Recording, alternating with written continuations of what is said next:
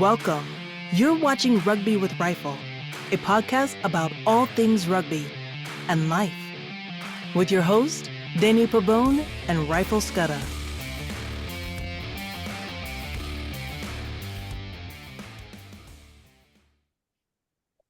Welcome, everyone, to another episode of Rugby with Rifle, a podcast that brings the game of rugby to the American audience and beyond. So we're here again with my friend Rifle. How are you doing, my friend? Very well, thank you, Danny. Exhilarating after this past weekend rugby again. We are really being spoiled this year with the autumn series, and the games that played on Saturday, Friday, and Sunday were just fantastic. So I'm really doing well, just loving the rugby at this current moment. Thank you. Cool, cool. So yeah, I know in our last episode we spoke about three major tournaments. Three major tournaments. I know there's a few in the rugby world, which was the Six Nations Rugby Championship, and then the British and Irish Lions Tour. And so what we're going to talk about in this episode is something known as the Autumn Nations series that's actually occurring, like Rifle just mentioned, this month. And it's pretty cool because we're gonna touch base on the basic rules of rugby. And then we're gonna transition to a game that happened. Today's the 19th of November. This game occurred actually a couple weekends ago on the 8th of November. Friday the 8th, yes. Yes, so that's pretty cool. And the two nations that played were Ireland and New Zealand. And Rifle, I know you're gonna speak to us about something that was building up to this game. That was very interesting. So I'm very excited to hear about that. So, and another thing I remember you mentioning, Rifle, was the ritual known as the Haka. Am I pronouncing that right? Yes, Haka Haka. The Haka, and that is performed by the South Pacific nations. Rugby They nations. have their New Zealand, the All Blacks, they call theirs a haka. The other ones have their, different countries, Tonga, they have Okay. theirs. So, but yeah, New Zealand, they do theirs and they call it haka. Oh, okay, cool, cool. So we also, during this episode, are going to see the haka ritual that the New Zealand team performs before each game. Now, they perform this before each game, correct? That's correct. Each test match, Each yes. test. Okay, cool, cool. And I remember telling you, Rifle, because we had seen a small clip of the New Zealand Haka, and I remember telling you, I was like, wow, if I was in front of this team, these guys look crazy. And I was like, they're just t sticking their tongues out, yelling at you, and just really pumped up. So I was like, wow, that's pretty intense. Well, And it I'm is a guessing, war dance. So I mean that's what they're yeah. trying to do. They were protecting their island, and they would be on the island on the shores doing that when people wanted to come onto their land. So they were saying, "We are here, don't try." So it was a war cry, saying, "We're ready for whatever comes." So that's just their tribal heritage that they perform each time. So it was meant to scare the opponents away. Yeah. Wow. And that it does. So cool. So yeah, so looking forward to this episode. So let's jump in. So the first thing we are going to do is we're going to reintroduce the some of the basic rules of rugby. Now, there's quite a few rules, and some of them you get into strategy, tactics, and stuff like that. But in this episode, we're just going to cover a few basic rules of the game of rugby. And this, in turn, is going to set up for the highlight video in which we're going to show two rules broken in this game against Ireland and New Zealand. So with that, I'm going to share my screen and we're going to go over the basic rules of rugby. This makes me think, Danny, when my wife came to South Africa for the very, very first time was, and I'll tell you, it was the 31st of July, 2004. South Africa, our Springboks that day, there was a different competition that they had. It was called the Tri-Nations at that time. And South Africa was playing against Australia on that very day. So I picked her up at the airport, 6 o'clock in the morning. She landed. She came to our house and we were playing a morning game because we weren't playing in South Africa. We were playing in Australia. So because of the time difference, it was the evening in Australia, but morning, in South Africa. So when we arrived at home, there were friends and family. I mean, rugby is just, like I've said, in South Africa, it's almost a religion. So she walked in there and there were people all around the house and said, okay, sit down. This is your first, entry into South Africa. And this is the first thing you're going to learn is 15 guys on the yellow side, 15 guys on the green side. They have to score there. They have to score there. That's all you have to know today. We'll get there slowly but surely, but that's the first rule you have to know. So these are the basic rules of rugby, but you can start out with 15 per side, like we did in our very first broadcast. But that was my wife's introduction to rugby. So So that was the thing. If you like rugby, then we're a good match. there you go. Cool. Cool. I love personal stories like that. It's just the passion of the game. It's really cool when you have a passion for the game and you bring others into it. So yeah, it's pretty cool. Okay, so the basic rules of rugby. So as we have mentioned in previous episodes, and I know this is one thing, one of the first things that you went over, right, for, it's probably one of the main rules, that the ball must be passed backwards to your teammates. Correct. And if the ball goes forwards from a player's hands, that's considered a knock-on, and then a scrum will be awarded to the opposing team. Is that correct? That's correct. Yes, that's right. And whether the ball goes forward from your hands a millimeter or a whole meter, it's gone forward. And that's not allowed to happen. So many times, for example, the scrum half behind the scrum, maybe they knock on just the tiniest of knock-ons, but you can't see it on the camera, but the ref is standing there, so he sees it. And all of a sudden he blows a whistle and he says scrum to the other team when your team just won the ball, and people go perplexed because, but they didn't see that knock on. So whether you knock it on just by accident, a tiny little millimeter, or a whole meter, scrum to the other side. That's probably one of the biggest things, especially us here in America, going from football, NFL, American football, to rugby. Is football, you throw and it's all good, but in rugby, can't go forward from the hand. Wow, that's pretty cool. And looking at these rules, and we're gonna go over the other three. I was thinking the other day, I was like, wow, when football, American football was created, whoever created it must have looked at the game of rugby. I was like, okay, the rules are gonna be everything's opposite of the game of rugby. Yeah, well, the first two they are, yeah. So I'm guessing that's what to make their lives easier. It's like, okay, we're just gonna do everything the opposite of rugby, and we're good to go.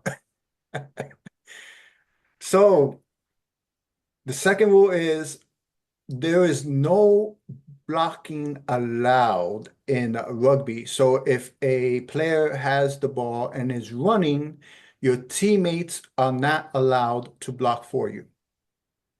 That's correct. In rugby, we don't use the word block, but we use it here just to make it, clear to people watching. We call it obstruction in rugby. Obstruction. Okay. So in rugby, if someone, as you say, if someone has the ball and a teammate of yours anywhere on the field is running in front of one of the tacklers or the guys who are defending now, they're obstructing. The ref will show this signal saying there's obstruction there, and then the other team will get a penalty. That is illegal. So blocking or obstructing someone in rugby, you'll get a penalty against you immediately, not allowed. And they've actually changed some of the kicking rules now for this autumn series that makes it really, really interesting to see. and opens the game up a little bit more, which is good. That's a rule that I quite like. Okay, cool. Yeah, I know you had mentioned there's a few rules that have been changed that you're not a fan of. So Right, maybe that'll be definitely, another yes. episode. Yes, yeah, let's keep that for another day. Okay, so another basic rule is everyone on the team can run with the ball and tackle. So everybody on the team has the ability to do both. Right. And Okay. it's not just a question of actually everyone can, in rugby, everyone must be able to. Mhm. It's not, for example, in American football, when you take off your defense and then you got the offense coming. So one guy could be maybe very good at defense, but doesn't like offense, or vice versa. In rugby, it's you got to do everything. So if you're a great attacker, but you are scared to tackle and you've got big guys running at you and you cower and you don't want to tackle them, you can't be in a team because guys will just run, they'll pummel you. Yeah. So in rugby, it's actually a thing of every player has to be able to run and attack and defend all at the same time. Wow. So I mean, there are obviously positions in rugby, like we have mentioned before, and each number player has a certain task to perform during Yes, the game. Um, but the difference between rugby and football is football also has certain players to perform certain tasks, but not every player is allowed to catch a pass or ball in football. Um, so that's the main difference. And it's like you said, and we have mentioned this many times, is you really have to be fit. oh, And definitely. and every professional, if you play any professional sport, you have to be fit. I mean, that's just part of the game. But I think rugby is just takes it to a whole nother level of fit because Right. you're going nonstop for 80 minutes. I mean, Yeah, you do have a break in yeah. the middle, And but we can still, interject here as well. This is why the bench, the guys sitting on the side, are so important, because if guys are tired after 50 minutes and you've got a good bench, so 50 minutes you give your everything, knowing for the next half an hour, next 30 minutes, you got a guy that's just as good or even better in the last 30 minutes to come on. So that's why the bench in today's game plays such a vital role. And like I've said on this program before, and we've discussed it, the 7-1 split that South Africa does, our bomb squad, people absolutely lose their minds about it. But it's being able to use the bench, like you said now, to your advantage, because it's you must be, my goodness, to run for 80 minutes and do everything is just amazing. So if you have a good bench and you say to the guys, okay, you scrum, you do the lineouts, you do this for 50 minutes, and then the last 30 will take you off, and you bring on 7 fresh legs, 14 fresh legs, but 7 fresh players, it just changes the game. So that's a vital part of rugby today. And tactics is your bench and how many players you want to pull on, when you want to put them on what position. So that's really, really important in today's modern game. wow. That's yeah, wow. It's pretty cool. Okay. And well, I shouldn't say the last basic rule, but the last basic rule that we're gonna cover today is, and this is you're gonna see in the highlights, part of this is so the player that has the ball, and if they're tackled to the ground, they have to immediately release the ball behind them to whichever teammate is, well, obviously there's going to be a teammate close to them. So whatever player has the ball, they get tackled, they have to release it behind them immediately. Correct. Because here we go back to rule number 1. you're not allowed to have the ball go forward from your hand, not even a millimeter. So if you get tackled and you put the ball forward just by a millimeter, it's gone forward from your hand. You're not allowed to do that. So you've got to place the ball behind you. But the actual law that we are looking at here is if you have the ball and you are tackled, you can't hold onto the ball. So many times in American football, you'll see a pile up and the guys are jumping on each other and the ref wants to see who's holding the ball at the bottom. In rugby, that's illegal. So as soon as you get tackled, you have to release the ball. You're not allowed to hold. The ref will say holding or not releasing, and you'll get a penalty against you. So that's in rugby. You'll see the ref is saying you're not releasing the ball, and penalty is awarded to the other team. Okay, cool. Cool. All right, everyone. So again, those are the basic rules that we're going to cover today. And these rules are going to relate again to the highlight video that we're going to show in a little bit.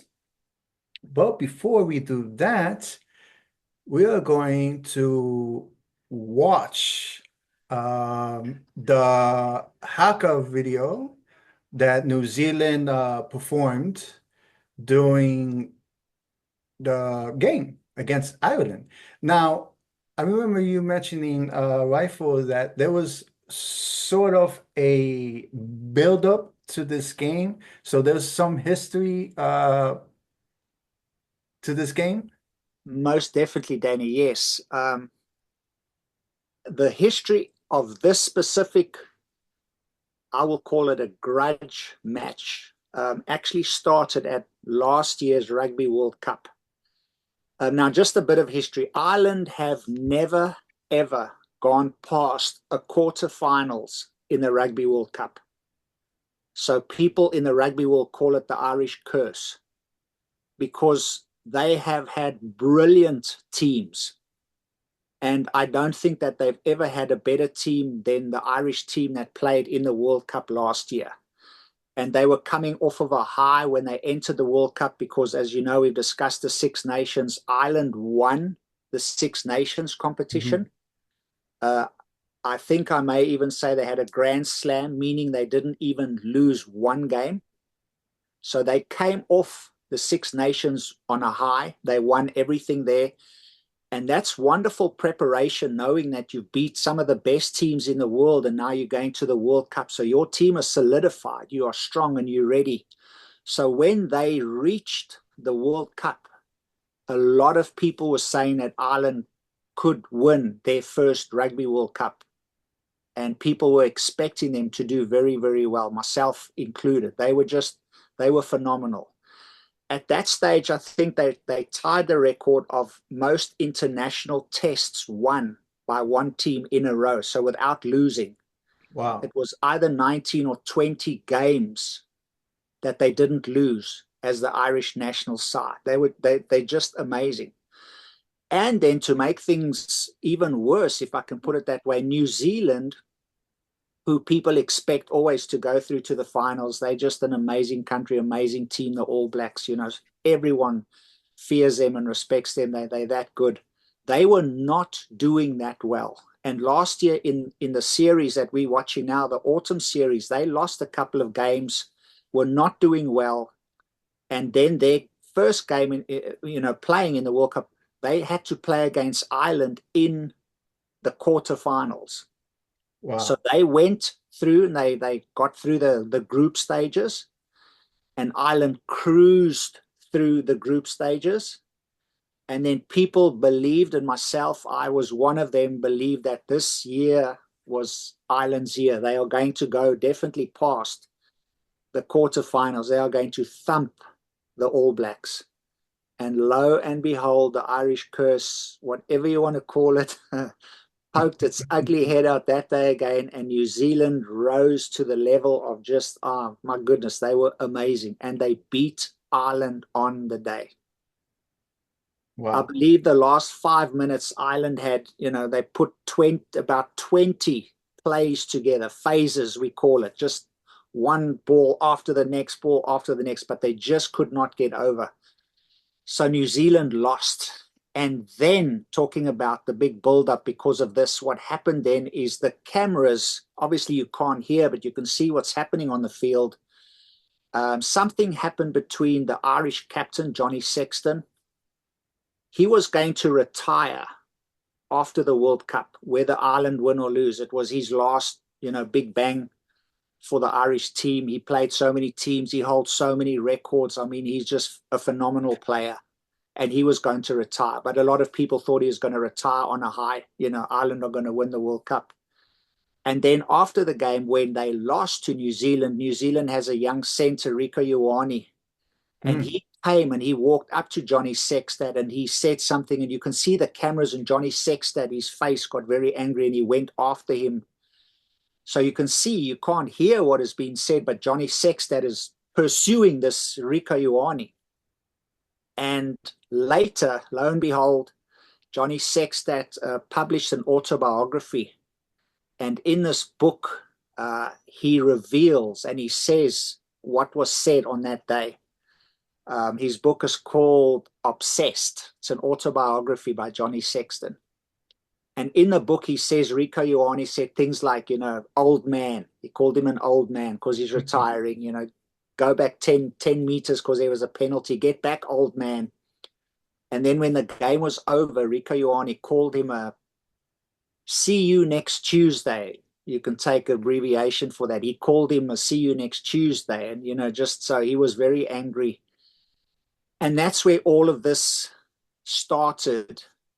And the next game, the whole rugby world was waiting for New Zealand to face Ireland because of this thing that happened after the rugby, the quarterfinals. And what was happening is New Zealand were playing in Dublin. And this Irish side, for 19 tests, have not lost at Dublin. They haven't lost at home.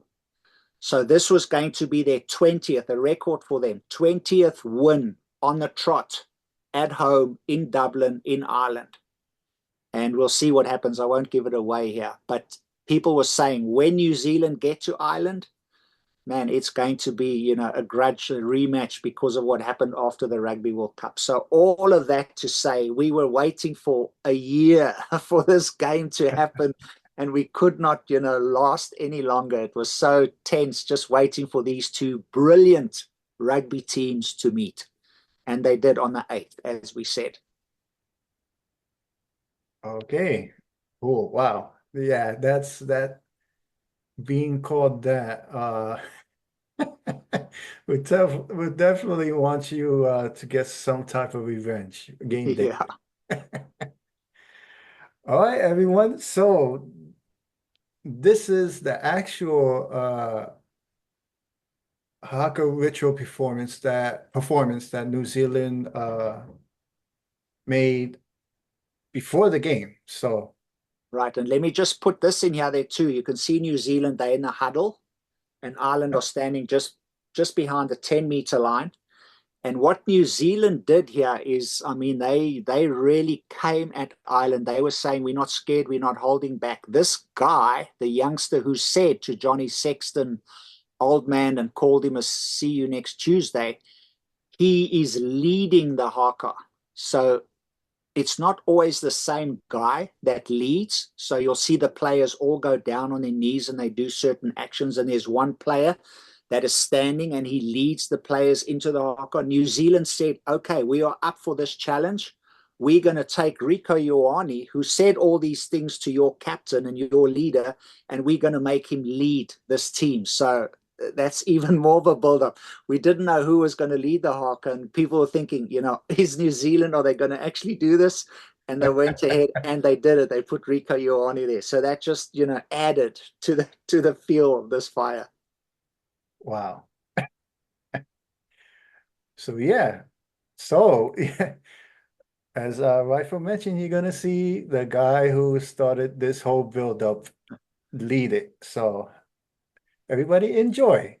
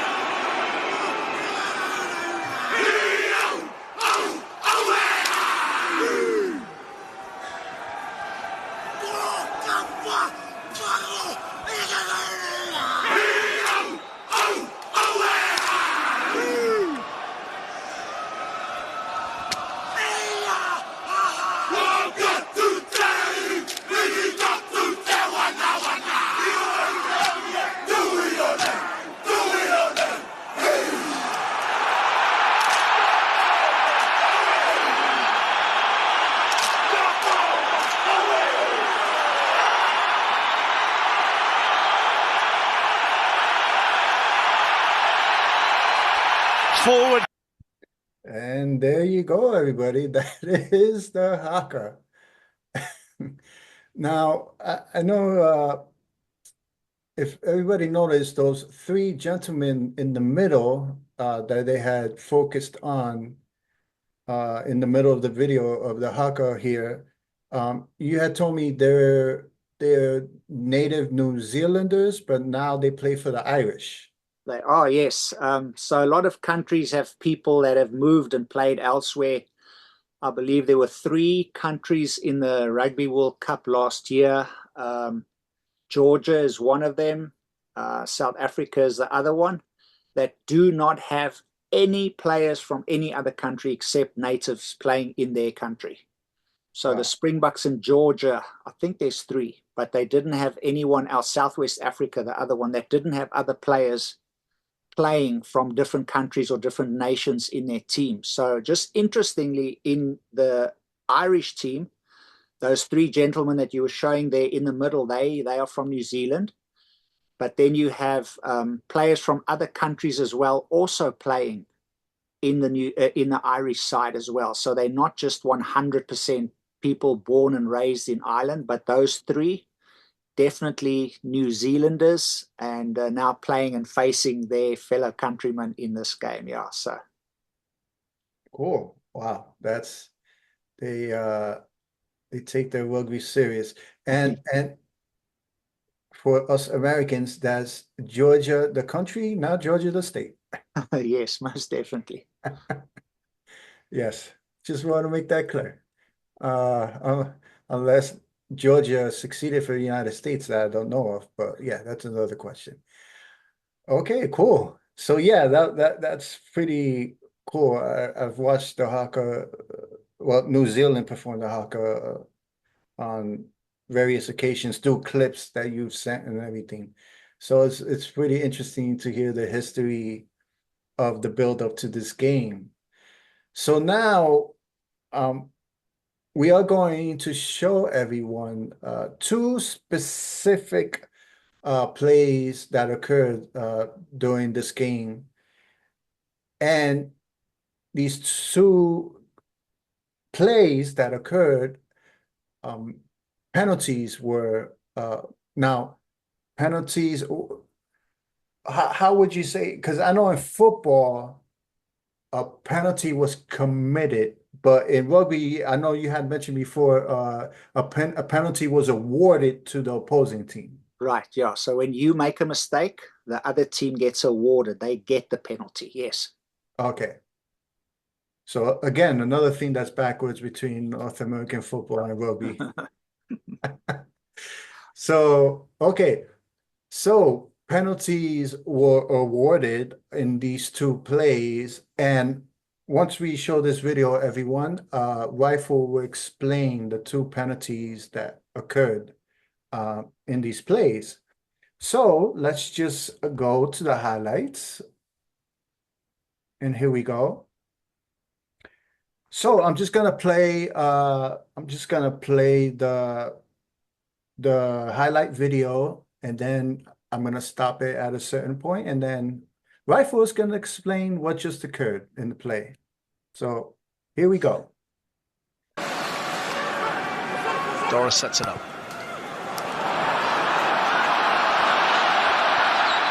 Well, Klein by Klein. Okay, so here we go.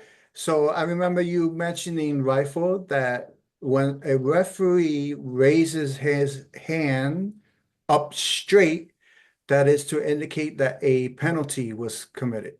That's correct, yes. He's giving a penalty, and here you can see he's giving it to Ireland because his arm is raised towards the Irish side, so they're getting the penalty. Okay. And the penalty in this case was, I know, like we had said before, that there is no blocking allowed in rugby, and in rugby terms, there's no obstruction allowed. Correct. So here you can see actually, and we'll go back a second or so, but Okay. when the guys are playing, you'll see the guy with a white, it's not a hat, it's protection over his head for concussion. he actually raises his hands. He's saying to the ref, come on, man, these guys are standing in front of me. So what they're doing there is they try not to make it look very obviously, but they're trying to protect the guy who's catching the ball. So the Irish, the green player, kicks the ball. And what should happen is now he and the other team, the other players on his team, should be able to run, and without anyone blocking them, they must be able to get to the player who catches the ball. But now you can see when they play, the black jerseys kind of try and prevent the green jerseys from getting to the guy with the ball. And that is obstruction. You're not allowed to do that at all. And this is the rule that has been changed for this tournament right now. And they're very, very strict on this. So in any shape or form, if you blocking the guy that catches the ball, and that's why I say Matt Hansen there, he raises his hands and he's like, come on, man, they're blocking me. So if we go back to where he kicks, you'll be able to see all of that very clearly. Watch these black guys kind of run next to each other and make a little wall trying to protect the guy who catches the ball. And that's obstruction and that's illegal. So the Irish got a penalty there. Okay, so let's just go back a little bit here. And this is just going to run this play again. To the midfield they come. Doris sets it up. And we could see right here the two players who are obstructing the player with the white cap, like That's you right. had just mentioned. And now he's going to raise his hands and he's going to say, come on, man, I could have had a chance to tackle that guy, but this guy is stopping me from getting there. This is obstruction. Okay, so let's play it again here. And there you go. You just saw it. He raised his hand. Well claimed by Clark. So now Ireland get the penalty, and now their fly half is going to see if he can kick it through the post for 3 points. And we see that here.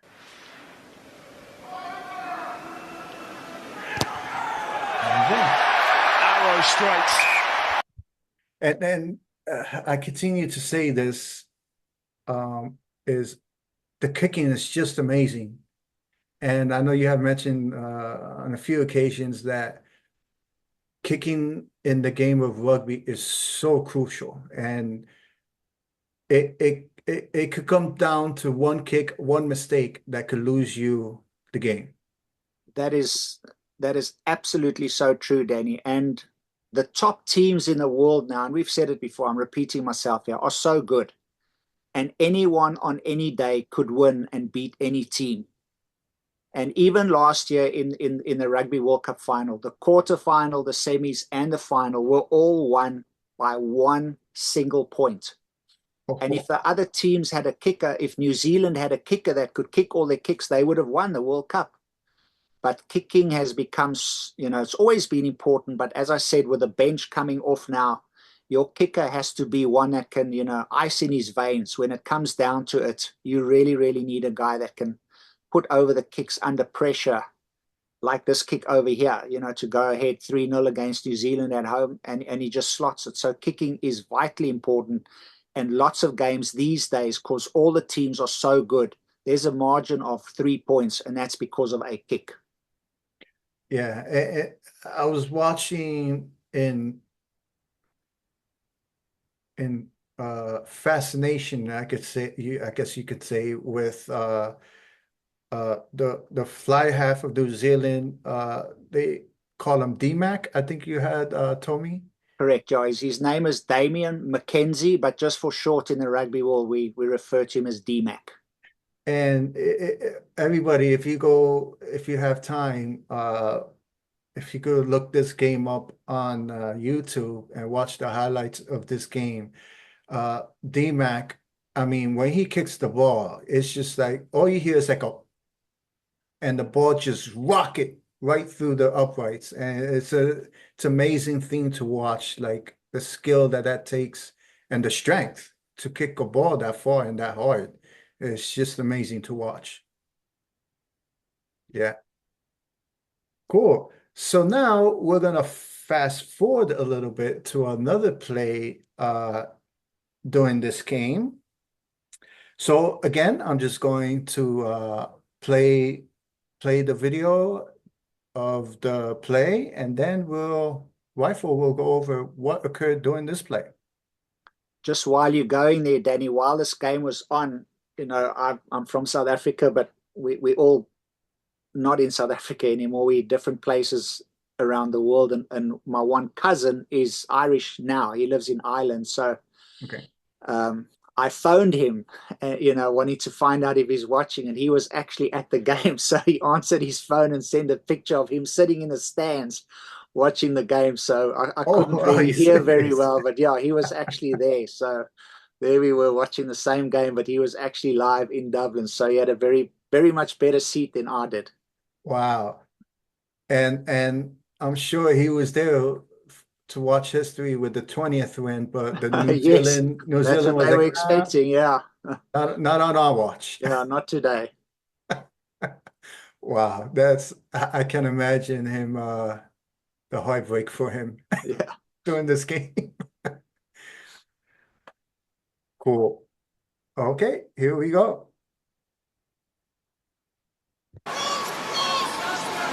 Mackenzie saw a hole. He tried to get through it, but Henderson got in there, but they've given up another penalty here. Ireland not releasing the tackle player. They are being...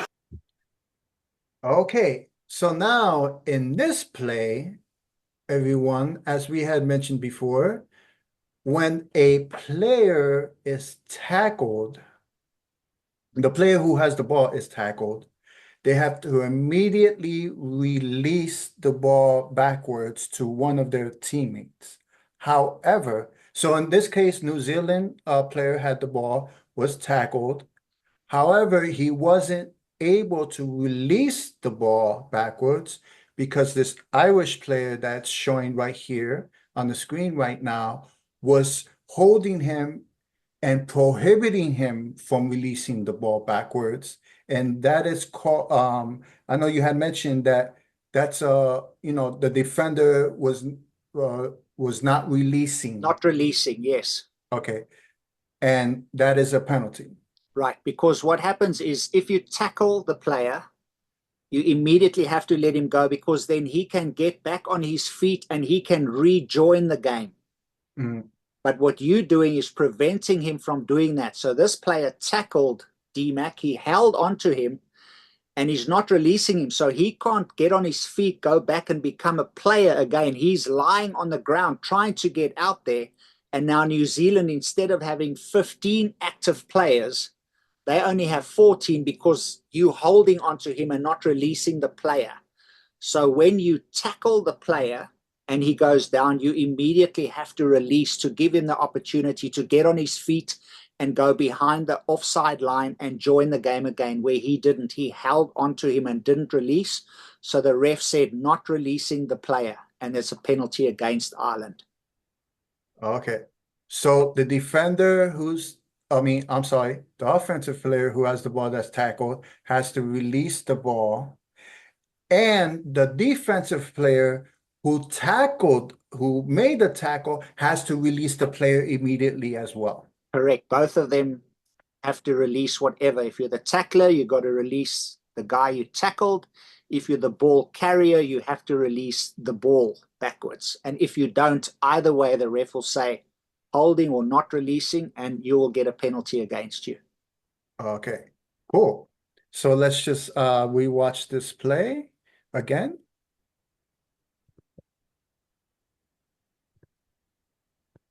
Here we go. Mackenzie. And this is where the player was tackled here, the Right. offensive player. For a hole. And you can see here that the Irish player is still holding on to him. Did not let her New Zealand go. here, are they waiting for the ball to come out because they're ready to run, and they're waiting, but it's not coming. So somewhere something's wrong because the ball's not coming out. And the ref's going, and he goes close and he's looking there and he sees, okay, they've been holding onto the player D-Mac that they tackled. He tried to get through it, but Henderson got in there, but they've given up another penalty here. Ireland not... And there you go. And I noticed that the referee was giving them time, but since he kept on holding him, that's where he made the judgment call and he called a penalty for not releasing. Right. So he's waiting, giving some advantage, waiting for the ball to come out so that they can use it. But that didn't happen. So there was no advantage for the All Blacks in that play. So immediately then just said, okay, the ball's not coming out. There's no advantage. You get the penalty. Okay, cool. Cool. So one thing that I wanted to show everybody is I love the way that this game ended, and we're just going to show that pretty quick because it's just amazing the speed of the game, and again, just the physicality and the stamina that you have to have. So this is the last score of the game. Just wanted to show this really quick. Absolutely crucial tackle. They're screaming for it on the outside here. And they're working it wide. Almoa has Jordan to his left. Jordan is in! New Zealand going coast to coast. Stretching that Irish defence one way and the other. That's pretty cool. I just love the slide into the try. You can hear the cool. commentators there saying New Zealand going coast to coast. Yep. Which means they were on the one sideline and they stretched the ball all the way to the other sideline, and the try scorer scored in the other corner. That's how quick the ball was swung. So they got the ball out and they just swung the ball to the other side, from the one side to the other side, and he scores in the opposite corner. So that's what they were saying there, from coast to coast. Wow, that's pretty cool. So essentially is the offense is drawing the defense into one side, and then the offense has players on the other side, and they swing the ball as quickly quick as they can to the guys who have the speed on the ends, and then they can run around the players. Yes. Wow, that's pretty cool. And cool. that's what New Zealand is very, very good at, is taking those opportunities to swing the ball wide and then get down in the corners to score. They're very good with that. And then in American football, that's called I'm not sure what it's called, if there's any specific term for in rugby, but American football, that's called stretching the field. Mm-hmm. And when you stretch the field, that means the defense also has to stretch. And that permits the offense to have holes in the defense, and it gives them a better chance to either pass or run through those holes. So yeah, that's pretty cool. Yeah. So as you can see here, New Zealand won this game, and in Ireland, so broke their hopes of 20 wins on the trot in Dublin. And it was a very hard game, but Ireland just couldn't make it. So New Zealand ended up beating them again, and this time in Ireland. So that was not good for the Irish. Wow. This was again, everyone, if you get a chance, I mean, not even this game, there were many games that have occurred over the past couple of weekends that, wow, it's just intense.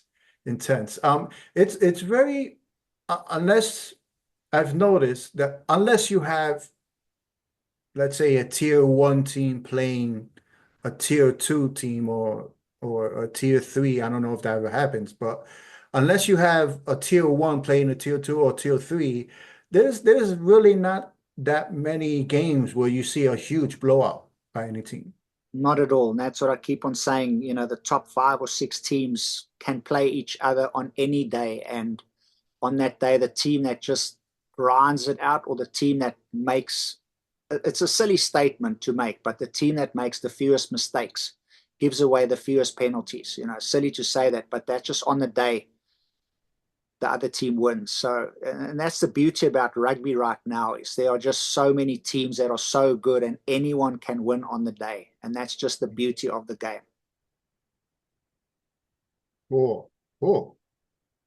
So with that, everyone, I hope you have learned a few more rules of the game and see how that looks on the field.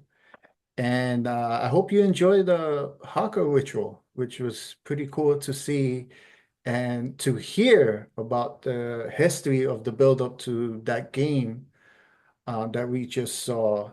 So with that, we're going to end this episode. Rifle, my friend, thank you again for taking me on this journey. I really enjoyed this one.